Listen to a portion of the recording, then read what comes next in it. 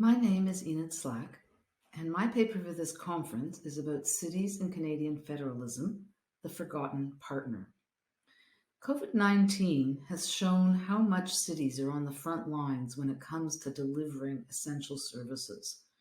They have been most visible in delivering public health and social services, finding shelter spaces for the homeless population, but they're also responsible for public transit, roads, waste collection and disposal, police and fire protection, and much more. And cities are also expected to be significant players in the economic recovery that's going to follow COVID-19, in part by investing in municipal infrastructure. Yet they are responding to this crisis with limited sources of revenue. Municipalities depend largely on property taxes, user fees, and transfers from federal and provincial governments.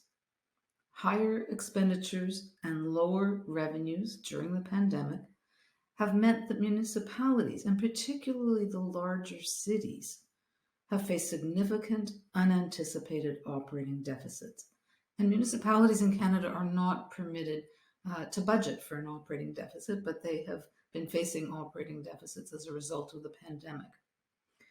Given its larger fiscal capacity and greater ability to borrow, the federal government has come to the rescue and transferred money to municipalities and transit authorities to meet their operating deficits.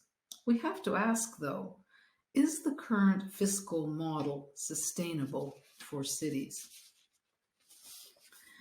COVID-19 has also highlighted that local governments do not have any real role or voice in Canada's federal structure. They are generally not included in federal-provincial discussions or negotiations. Yet they are central to service delivery in this country and in taxation. They are the governments that are closest to the people. The services they deliver have an immediate and clear impact on the economic and social well-being of Canadians, and the opportunities for engagement at the local level are immediate. So again, we have to ask, are cities the forgotten partner?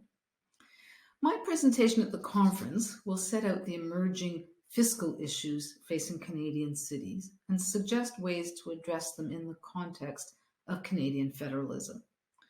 I will analyze the extent of vertical fiscal imbalance to the extent that I can, given the data that we have, which is limited, and discuss how that imbalance affects the fiscal health of municipalities.